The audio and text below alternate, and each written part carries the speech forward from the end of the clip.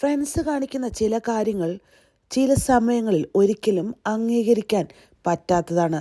അത്തരത്തിലൊരു സംഭവമാണ് ഇവിടെ നടന്നിരിക്കുന്നത്.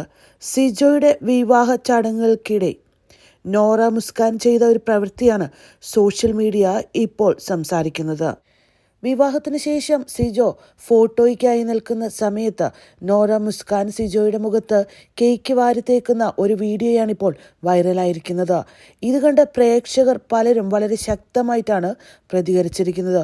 ഒരു വിവാഹ വസ്ത്രത്തിൽ മേക്കപ്പൊക്കെ ഇട്ട് റെഡിയായി നിൽക്കുന്നവരുടെ മുഖത്ത് ഇങ്ങനെ ചെയ്തത് വളരെ മോശമായി പോയെന്നാണ് പലരും അഭിപ്രായപ്പെടുന്നത്.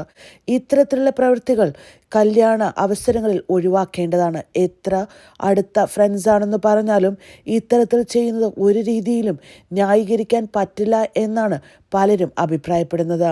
സോഷ്യൽ മീഡിയ ഇൻഫ്ലുവൻസറായ ദിയ കൃഷ്ണ ഇതിനോട് പ്രതികരിച്ചത് വളരെ സ്ട്രോങ് ആയിട്ടാണ്.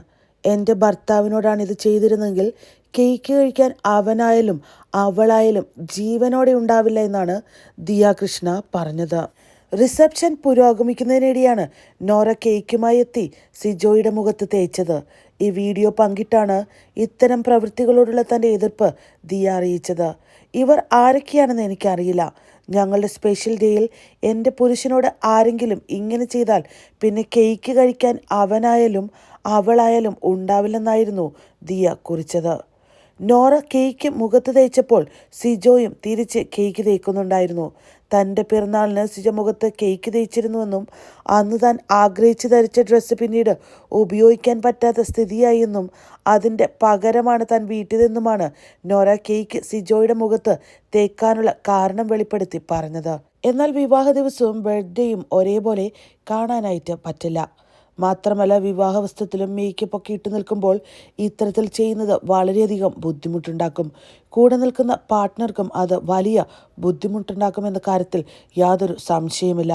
ഒരു രീതിയിലും നോറ ചെയ്ത പ്രവൃത്തിയെ ന്യായീകരിക്കാൻ കഴിയില്ല എന്ന് തന്നെയാണ് പ്രേക്ഷകർ അഭിപ്രായപ്പെടുന്നത്. ഇതിനുശേഷം സിജോയെ സ്വിമ്മിംഗ് പൂളിൽ തള്ളിയിടാൻ ശ്രമിക്കുന്ന നോറയെ നമുക്ക് കാണാനായിട്ട് സാധിക്കും. എന്നാൽ നോറയും സിജോയും ഒന്നിച്ചാണ് സ്വിമ്മിംഗ് പൂളിലേക്ക് വീഴുന്നത്.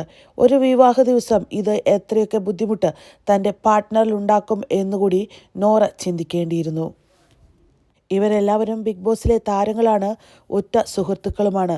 എന്നിരുന്നാലും ഇത്തരത്തിലുള്ള പ്രവൃത്തികൾ തീർച്ചയായിട്ടും ഒഴിവാക്കപ്പെടേണ്ടതാണ്. വിവാഹത്തിനിടയിൽ നടക്കുന്ന ഇത്തരം കാട്ടിക്കൂട്ടലുകൾ തീർച്ചയായും നിരോധിക്കപ്പെടേണ്ട ഒന്നല്ലേ? പ്രേക്ഷകരായ നിങ്ങളുടെ അഭിപ്രായം ഇക്കാര്യത്തിൽ എന്താണ്? കമൻറ്റ് ചെയ്യണേ.